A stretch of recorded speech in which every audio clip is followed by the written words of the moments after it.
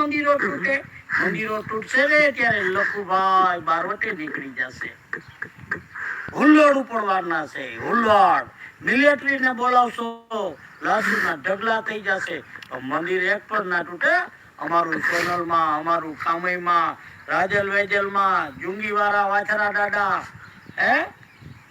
અમારી માતાજી જ્યાં બે ત્યાંથી ઉભી ના થાય, કોઈની તાકાત નથી. હાઈવે ની વચ્ચોવચ બેઠી છે. મુસલમાન ના રજવાડા હતા ને ત્યારે અમારી ચારણ માતાજી નું નામ નથી લેવાનું.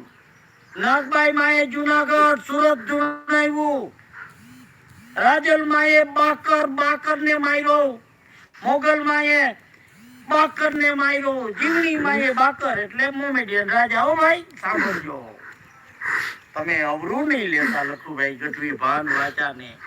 શું કામ આવું કરી રહ્યા છો? તમને ખોબા ભરી ભરીને મત દીધા એટલે જ અમારા મંદિર તોડવા? હા ભાઈ, રસ્તામાં આવતું હોય, તમારે સરકારી ઓફિસ બનાવવી હોય, ત્યાં નડતું હોય તો મંદિરને પ્રેમથી ઉપાડી માતાજી ભગવાન, હનુમાન ભગવાન, ભોળાનાથ, આમાં તો એક અમારો ભગવાન બાકી નથી રહેવા દીધો.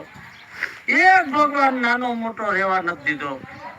આવું ન કરો ભાઈઓ, આવું ન કરો. તમે શાંતિથી રાજ કરો. તમે રાજ કરો એમાં અમે રાજી છીએ. અમે ગઢવી મેદાનમાં આવ્યા ને તો તમે અટવાઈ જશો. હવે અમારે ઈસુદાન ભાઈને ધારાસભ્ય બનાવવા જ પડશે. અમે બહુ ખોબા ભરી ભરી મત દીધા. આવું ના કરો ભાઈ. તમે સુપ્રીમ કોર્ટ ને હાઈકોર્ટ ને કહી દો. તમે ધારો તો કહી શકો, થોડુંક અમિતભાઈ કહી દો. આવું ન હાલે, આવું ન હાલે. અમારી માતાજી 9 લાખ માતાજી. કયો હિન્દુ એવો છે કે જેની કુળદેવી અમારી ચારણ માં ના હોય? ભોળોનાથ, દેવ નો દેવ મહાદેવ, એના મંદિર તમે પાડી નાખો. ઓહો, તમારા ખાતા તો મુસલમાન રાજા હતા. એને કોઈ દી આવા મંદિર નતા પાડ્યા. અરે લાશુના ઢગલા સોમનાથ માટે થઈને 1.5 લોકો, હિજડા લોકો કપાઈ ગયા. અમે તો કપાઈ જવાના જ છીએ. એક પણ મંદિર ના પડે. હો ભાઈ, લખુભાઈ ના ખોડિયામાં જીવ છે ને ત્યાં સુધી એક મંદિર ના પડે. આવો જોઈએ કેમ મંદિર પાડો અમારું. જોજો, એક ઇતિહાસ બનશે. જીવી લીધું 57 વર્ષ, હવે છે ને જીવવાની કોઈ ઈચ્છા નથી. કેમ અમારા મંદિર તમે તોડો એ હું જોઈ લઈશ, જોઈ લઈશ. તમને ખબર નથી હિન્દુઓની 70-80% વસ્તી, અને તમે અમારા મંદિર પાડો? તમને એટલે મત આવ્યા, તમને એટલે દિલ્હીમાં ગાંધીનગરમાં બેસાડ્યા છે.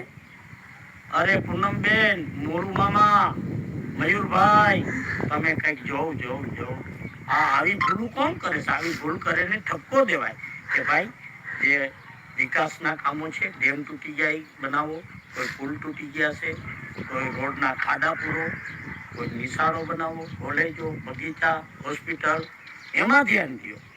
આ મંદિર પાડવામાં ધ્યાન દો છો. શું તમારું રાજકારણ છે? તમે ધરાર પાર્ટીને હવે મને લાગે રાજ આપી દેવાના થયા છો ગુજરાતમાં રાજ તમે આપી દેવાના આપ પાર્ટીને. અમારા ઈસુદાન મંત્રી બની જશે. આવું કરશો ને એટલે ઈસુદાન અમારા મંત્રી, MP, PM બનવાના છે. જય માતાજી. લખુભાઈ ગઢવી.